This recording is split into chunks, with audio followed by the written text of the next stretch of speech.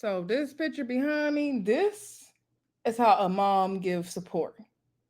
Okay, I don't know what Miss Betty doing. No disrespect to our elders, but this is how you give motherly support.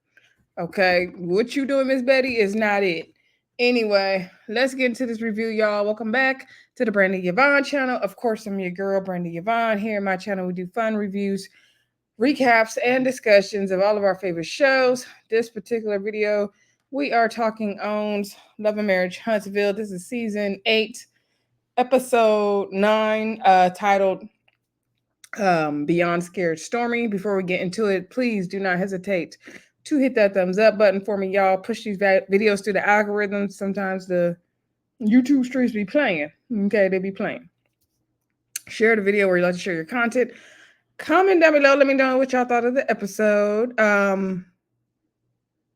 Other than Stormi's storyline, the episode didn't give too much, but the parts with Stormi were good, right? The scene with Martell and the guys, they could have kept that. Trisha, I'm not buying your sister didn't know you was separated for 4 years, but we're gonna get into it. Anywho, like I said, don't forget to like, comment, subscribe, and share. Thank y'all to the new subs. Y'all, shout it out in the comments. Continue to, hit the subscribe button, then comment. Let me know you are a new subscriber. So, you say hey, I say hey back. Okay. Real quick church announcement, real quick, this Sunday. I couldn't do this video last night, y'all, because I had my niece and my baby sister over here, teenagers, okay, well, preteen, well, they like 13, 14, anywho. So I was like, I'll just wait till they leave to do my stuff. Anywho, the church announcement, though, is I know we have a new Friday night show. Carlos King has a new show, Family Empire Houston. I did not review it because I was so tired Friday night. I watched it. I mean, it was a cool show. I want to review it, y'all, but to be honest, I'm on the fence. I wasn't motivated to jump on YouTube and do a video for it. I'm going to rewatch it and see if I can get motivated when I'm not so tired. I just didn't want to do another Friday night show. Like, the premise of the show is great and we need more shows like that. I'm not knocking the show or feel like it's too boring or nothing like that.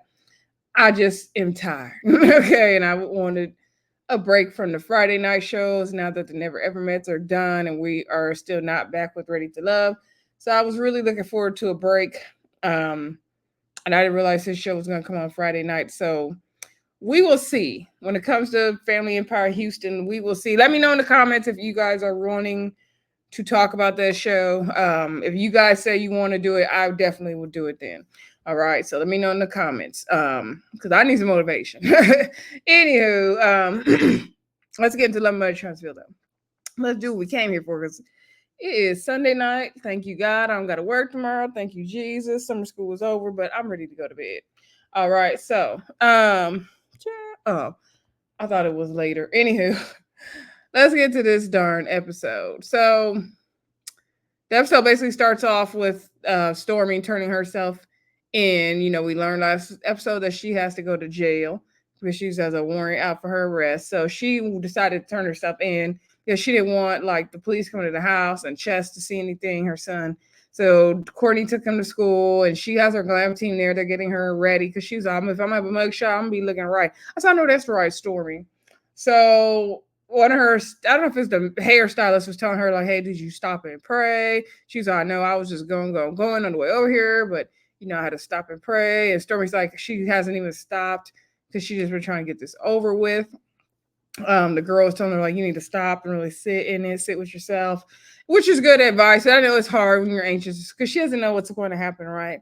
And so it's just, she was crying and breaking down about it, saying that it sucks that she has to go turn herself in for someone like, antagonizing her. Now, somebody had mentioned, I don't know if it's on YouTube, on Twitter, or both, that Stormi must have done something because why is she going to jail?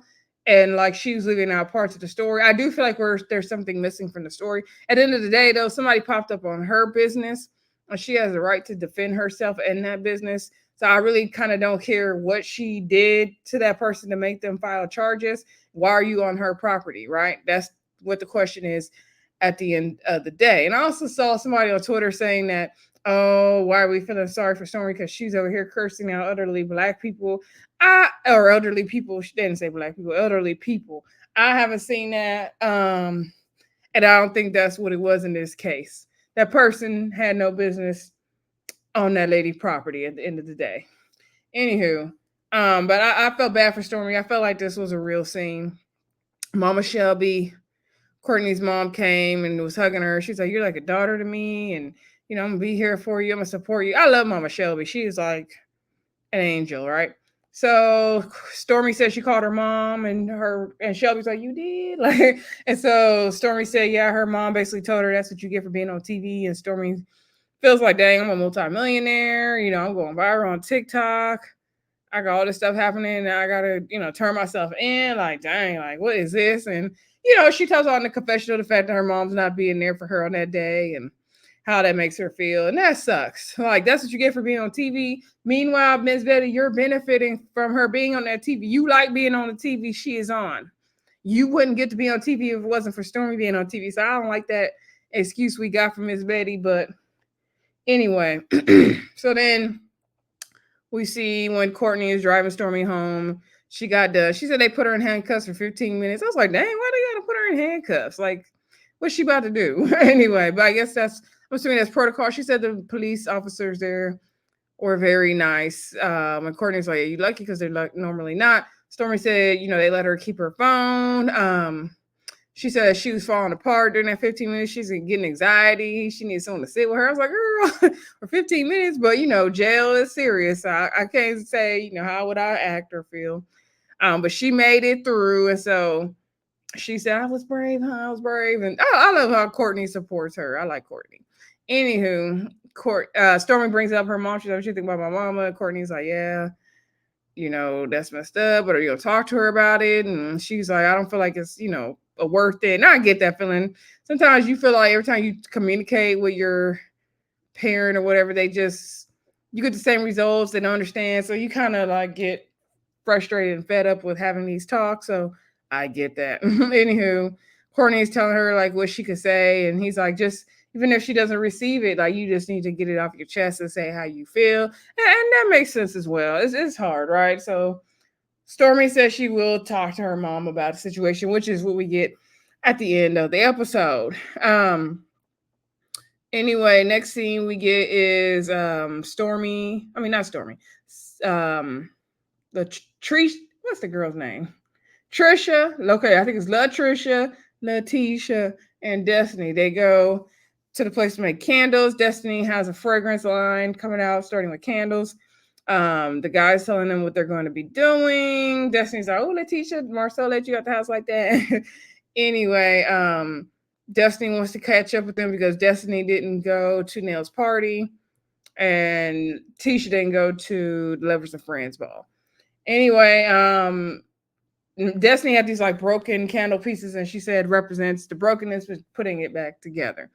So, they asked Trish about how she felt at the Lovers and Friends thing. She said she didn't want to take off her shirt, but Ken, persuaded her. They talked about Martell was supposed to do it, but he didn't do it. And then they got on to the whole Sunni and Moses being there and Destiny saying people, they shouldn't have been there. And so she talks about how Sunni pulled her to the side and they had their conversation and how she trying to say like she won something. And she was like, girl, you got to see the table because I got up. And so they were like, girl, what was you wearing? So Trish said she was doing her Janet Jackson thing. It wasn't giving all that, but sure. Oh, side note, Trish is getting on them about their diet. And Tisha said Destiny took her to brunch and she had chicken and waffles. And Trish was like, no, girl, that was not healthy. And Destiny said, Tisha got a cheat day every day. That's what be happening to me, right? I be starting out the day, right? And then I'll be like, nah, I'm gonna just do this. But then I'll have my few days where I'll keep doing good. And then one day I'll be like, I'm gonna just cheat this day. I'm gonna fall off. But then sometimes your fall off days turn into like a week, and then you gotta get back together. Anyway. That's a side note. So the struggle is really real. Okay, it's really real. So Destiny said, she don't know why Sunni wanted to have that talk with her. Like she's kind of over the whole Sunni thing. Um, and they were like, "Oh, do you feel like you can get him back if you wanted to?" And Destiny feels like if she wanted him back, she could have him back. I don't know, girl. I would be careful saying all that, Destiny. I think it's possible though. Moses look like he gonna go where the wind blow. I ain't gonna put it past him. So, but girl, we don't even want to. We don't even want to speak that to existence. We don't even want him back. So we don't even need to be saying stuff like that. But anyway, that's what they was just catching up on. That scene didn't even go on that long. Like I would have wanted that scene to go on more than this men scene with them doing this bowling that was so unnecessary. Anyway, now I can't remember if Trisha's scene was next or the men's scene was next, but let's go on to Trish. So Trish is talking with her sister. So she said, she wanted to tell her family before she started moving forward with the divorce. They showed us a flashback scene that we never saw, her talking with her kids about her and Ken moving. I don't know if she said them moving in together or them getting married. I think she said them getting married. The daughter's happy. She said she'll finally have a sister. The son, he said first he wasn't cool with the Ken thing, but now he's good with it when he comes around there. She's always happy, smiling, so he's into it. I'm like, how old is her son? Anywho, so then she said she's gonna talk to her sister next. She won't tell her sisters face to face. Now she said she had a sister in California. I don't know if it was that one that was there that came and she came to visit, or it's another one. But anyway, she doesn't want to tell them on the phone. She wants to tell them in person. So she's telling her sister, me and Ken, we've been living together, this for a year, whatever. And she was like, I thought Ken, was just something you were doing for fun. She's like, well, first it started out like that, but then, he grew on me. I was like, oh, Ken was supposed to be a rebound. You better be listening, Ken. Anyway, so the sister is really fighting for this ex-husband, and I'm not sure why. So Trish tells her, well, me and Marquez, what's his name, Marquez? Or Martez. I think it was Marquez. And I was like, is he related to Martell? Because that sounded like Martell's brother's name. I low-key thought that was Martell's brother. I was like, that sure sounded like his brother's name, but I'm sure it's not because that brother is locked up, I think. Anyway, so Trisha tells her sister, like, yeah, me and the ex-husband, we've been separated for 4 years, girl. And the sister is shocked and she cannot believe this. And I'm just like, girl, like, there's no way my sister wouldn't know I was separated from somebody for 4 years. Like, I'm just not buying it. I believe sister knew we're making a scene, but we'll play along, right? So the sister's like, well, we believe in marriage over here. And mom and dad were married 37 years and they passed away. Trish says she want to die happy. She don't want them kind of problems, which led me to believe that she knew her parents were just getting along to get along. She said her and her ex got married really young, and they both agreed that they got married for the kids in the long run, and they were not compatible. She said, because the sister's like, I would want to see y'all stick together. Like, what was so terrible. And so Trisha doesn't really give details. She just said that they weren't meant to be. They're not meant to work out. They were young. They're just trying to build a house and a family, not know what they was doing. Her and Ken have so much in common. It's very weird. The sister's like, I don't know, girl, I'm not here for the divorce of it all. But she's like, but you're happy. I want you to be happy. So Trisha's happy she said that. I was like, that sister is fighting for the ex-husband too hard. Like, what are we missing here? But anyway, I don't care. Moving on. So, hopefully Trish, just pull out these divorce papers. Like, that's what I want to see. Where are the divorce papers?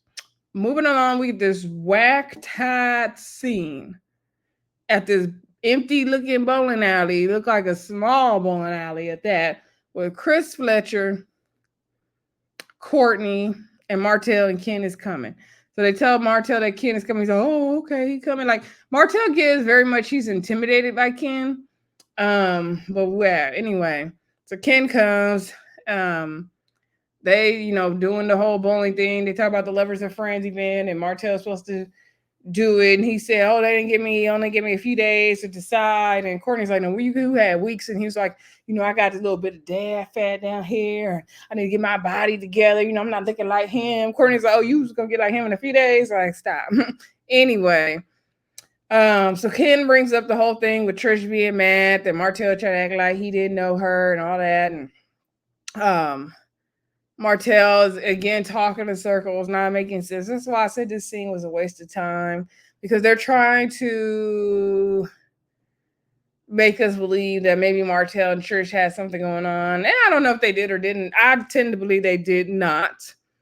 And I believe they're just trying to make up a storyline at this point, like drudge up some drama. And then Martell, he's such a horrible liar, so I'm just not buying it. Anyway, Martell's like, "Oh, I didn't recognize her." And when he comes to Trish and all that, and Chris is like, "Well, how was he supposed to know her? Like, why would he have known her?" And he's like, "Oh, because I've met her before. Well, she knows my brother." And so Martell's like, "Well, how did she say she know me?" He was like, Ken said, "Oh, your brother." And then he was like, "Okay, well, she said that." And it was just not making sense. Like, they wasn't talking about nothing. And Martell's like, "Well, she looked different because her hair." And Chris Fletcher's still not understanding why she mad. And Ken is like, "You know how women are, you trying to play them like you didn't know them and all that." And I think that's more of what it was. Like, it wasn't no thing where Trish feels like they did something. I don't know. So Martell's like, "Oh, especially if we ain't did nothing, I'm definitely not gonna remember then." But Martell was trying to make it like, "Oh yeah, because I've seen her in certain places." Like, it was like, Martell, stop. You ain't seen that girl nowhere. Anywho, Kim's like, "Well, he understand that because, you know, especially there's girls he didn't remember as well." So I'm like, "Oh, okay, sir." Then he started talking about, depending on the circles you run in Huntsville, and Huntsville is small, and if hang with a certain level of people and this circle and that circle, then you're not gonna remember females trying to come around and blah blah blah. I was like, "What is y'all talking about?" Anyway, then Chris Fletcher moves on to asking Ken about, are you engaged or what y'all doing? He said they're just boyfriend and girlfriend right now because he's not going to propose to Trish because she's still married. Martell's joking with him, calling him a side dude. He's like, "Oh, it happens to the best of us." And Kim was like, "Well, then I'll be the best side dude." He said he ain't going to wait for Trish to sign the papers forever, like not no 5 years or nothing. So it's like a time limit on it, but not really. But there really is. He said, "I'm trusting that she's going to do the paperwork," because Chris is like, "Okay, have you seen that the papers are filed? Like, what's going on?" And so he was like, "I haven't seen them, but she said she gonna do it. So we're gonna see." Yeah, we're gonna see, Ken. We're gonna see. Because Trish very pretty much said you started out as a rebound, sir. But I do like you for Trish, so I hope everything works out. Martell said he wants to get married again. So they was like joking around saying, "Oh, you gonna marry your baby mama?" That's what Chris Fletcher said. He was like, "Man," I think he told him to stop asking stupid questions or something like that. Courtney told him, "You need to start talking to so many women. That's his problem." Also, Courtney felt like Martell's story was not adding up, like he not telling something when it came to the whole Trish thing, and Martell's doing that on purpose. Martell feels like, "Oh, any woman that marries me has to accept the fact that I have, you got 5 kids? Yeah, 5 kids. And I have them 7 days off and 7 days on." All right, Martell. And so Courtney made a joke. He was like, "Unless you marry one of them," like basically marrying Coleslaw, aka Ariane. And I'm like, "Ariane, girl, you letting this Coleslaw, you letting this man play your face day after day on this TV? Girl, you better than me. Ain't no way. Ain't no way." I know she got to feel dumb. Well, you know what? I take that back. I don't think that girl feel dumb. Because if she didn't feel dumb in the first place, she don't feel dumb now. So, it is what it is. Yeah. Anyway, like I said, that scene got drugged on way too long, in my opinion. It was unnecessary. Then we get this final scene, like I said, with Stormi and Miss Betty. So Stormi invited her mom over, and she said she wants to have a talk with her. So they talk about the whole surrogacy thing because, Stormi wants to have another kid. and they want to use a surrogate, and her mom is fine with it this time. And Stormi's, are you sure? Because last time it got a little weird. And so her mom is good with it, especially after what happened with Stormi when she had her baby. You know, she had a lot of complications. She lost a lot of blood. And then Stormi's mom, Miss Betty, says she's also good with it due to, you know, the state they live in doesn't have laws that protect women when it comes to pregnancy, you know, which we just talked about that on another video. So she says she feels like Stormi needs to have the baby in another state where there's more protection for her and her well-being, and she would rather have like a surrogate put their body at risk because most likely the surrogate's going to be healthy, right? That's why they're able to do the surrogacy. So she doesn't want Stormi to put her body at risk. And Stormi said her doctor's in LA who did the IVF and they'll do the surrogate as well. So she feels like LA is the best option. Perfect. I hope they film them going to LA. That would be cool. Anywho, then Stormi's like, you know, I got an issue with you, girl. Let me talk to you. Miss Betty's like, I already know what it's about. Stormi's like, yeah, girl, I called you in the middle of the night because I went down to the jailhouse and you did not come. You basically said that's what you get off for being on TV. So Miss Betty's like, well, that's not what I said. And Stormi's like, that's basically what you said. But she was like, that's what I said in so many words. And then she was like, well, I feel like, you know, that's what happens. Like I told you, hanging around certain people and doing the things you doing, girl, that did not mean you any good. So Stormi feels like her mom's trying to have this I told you so moment because, you know, Miss Betty has never liked Mel. That's what it is. And she always felt like Mel didn't mean Stormi no good. Like, you know, when your mama or your grandma try to tell you that one friend is really not your friend like that, like you think. That's what Miss Betty's basically was saying about Mel when it comes to Stormi. So, Miss Betty feels like, okay, if you weren't in the public eye and you weren't, you know, hanging around this person as a person in your circle, you know, that don't mean you know good. They're fans. They like to activate. So she kept saying a person, a person, a person. Stormi is like, girl, like you keep saying a person, like who are you talking about?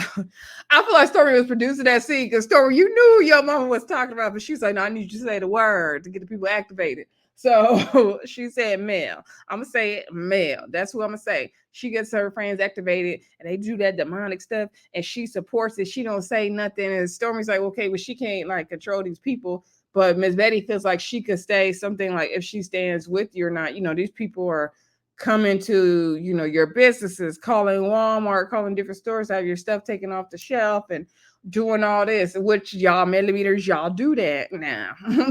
Y'all gonna have to take a little accountability. Y'all do these things. I don't understand why. I don't know what it is to you. I don't know what kind of time you have in your day because I don't have it. But it's giving team too much. Okay. And if you're offended, then that means you're a millimeter. And I'm sorry, but that's what it is. It's giving team too much. Like, what does it matter to you? What Stormi does don't affect my life. No, nobody on this show, don't nobody on this TV screen and this internet affect what me eat, sleeping, shitting, working, nothing. It don't affect nothing. Okay. So I don't know what y'all got going on. But anywho, Stormi's mama, Miss Betty, also said she didn't come down there because this ain't the first time Stormi been arrested. I said, oh, you better spray her tea. That's messed up, Miss Betty. And Stormi said, I don't know why my mom was bringing that up. Like I was 18 when I got arrested, girl.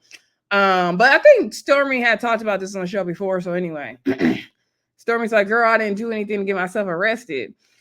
And so Miss Betty feels like, you know, Melody is not controlling her millimeters when it comes to you. And I warned you about this. And so Stormi's like, okay, I received that. I understand. She understands what her mom was saying, but like, she don't need her mom to give her this tough love right now. And her mom was like, I just need you to learn your lesson. Basically, I'm going to give you the tough love right now. Like my daddy said, sometimes you got to get your butt behind scraped a little bit. And this I don't like about some of these mamas today. Okay. I don't need you to teach me a lesson. And I'm in my 30s. And I have proven myself to be an independent person, independent woman, successful, taking care of my own. I'm not asking you for anything. But yet you want to teach me lessons like I'm 15 years old? No, stop. Stop. So I really related to Stormi in this situation. No, you're not teaching me no lesson.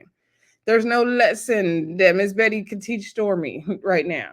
You need to be a supportive mom right now is what you need to be. Not to say she can't teach her any more lessons, not to say that Stormi still can't learn, not to say that Miss Betty's parenting of Stormi is over. I'm not saying she can't be a parent to her and still teach her. I'm not saying that. I'm not saying Stormi's too old to learn. I'm saying right now Stormi don't need a lesson. Stormi has shown that she's successful. She's not a little kid. So why don't you just be there for your daughter, Miss Betty? Anyway, Stormi's like, okay, I see what you're saying, but you hurt my feelings because you weren't there. Like, it took me back to the place we used to be in. It reminded me of the times you weren't there for me, like my wedding. You was late, girl. Miss Betty's like, no, I wasn't late, but I was there. Miss Stormi's like, no, girl, you was like, you was walking out. She said I was getting my makeup done. She said we were done with makeup, and I could see Miss Betty doing that. Like Miss Betty, and then Stormi about the fact that Miss Shelby came to her rescue because Miss Betty's like, I'm not jumping out the bed in the middle of the night when you called me to come over there. I can't do that right now. Stormi's like, okay, I went the next day to turn myself in. That's when I wanted you to come. She's like, Miss Shelby came. She's like, okay, well, Miss Shelby lives here in Alabama. And I can't jump up and run to the rescue all the time. Miss Shelby's not taking care of an 80-something-year-old mama. And the way Miss Betty said it, she sounded so bitter. Like, was it just me? Y'all let me know in the comments. Did Miss Betty sound bitter about taking care of her mom to y'all? Because that's how she sounded to me. And I get it. Being a caretaker is no joke. Okay. I lived in the house with my grandma and helped take care of her. But my aunt was her primary caretaker. And I did that from high school. No, I'll talk about when I came home from college. I'll count from then because my grandma was not as bad off when I was in high school. So I'll say 2011 to my grandma passed away in 2019. So I understand that life. I watched my aunt live that life. Like I even helped take care of my grandma quite a bit as well. So I get it. It's not an easy job, but like the way Miss Betty sounded so bitter, like she resented taking care of her mom, Oh no. Um, it's tough, right? Anyway, Stormi's like, it just feels like you weren't there for me, you're not being there in the major moments, and I just want you to understand how I feel. Like I get what you're trying to say about, the whole TV thing and the millimeters. But at the end of the day, like I needed you there. I needed my mom and there when I called. I want you to come. And so Miss Betty's like, oh, well, it is what it is. She's like, everybody can't get what they want. And so she was like, well, I need you to, can't you see? I'm just looking for an apology right now, girl. And so she was like, I don't apologize. Like, that ain't me, girl. I don't apologize. Miss Betty said in another scene a couple seasons or a season ago, she don't apologize. She feels like if she did something in the moment, she meant it. She did it. That's an ugly way to be. People can't apologize. That's ugly, right? And I get it. I've went through those moments in life where I had a hard time apologizing. I was a kid though, but anyway. Um, Stormi's like, Mom, like, can't you just say like for once? Like all you gotta do is say I'm sorry and move on. So Miss Betty finally said she was sorry. She's like, but you taking me on my character by making me apologize. She was like, this ain't gonna happen again, but girl, I'm sorry. So Miss Betty and Stormi hugged it out. I guess they good now. Stormi's like, I just need you to be there for me. I want to move forward. I want us to have this issue again. You're gonna have it again though, Stormi. Okay, based on what we know about Miss Betty, you definitely are going to have it again. Y'all don't like Miss Wanda, but I'll take Miss Wanda over Miss Betty any day of the week. Okay. But again, y'all let me know what y'all thought of the episode. Don't forget to like, comment, subscribe, and share. And I'll talk to y'all again soon. Bye.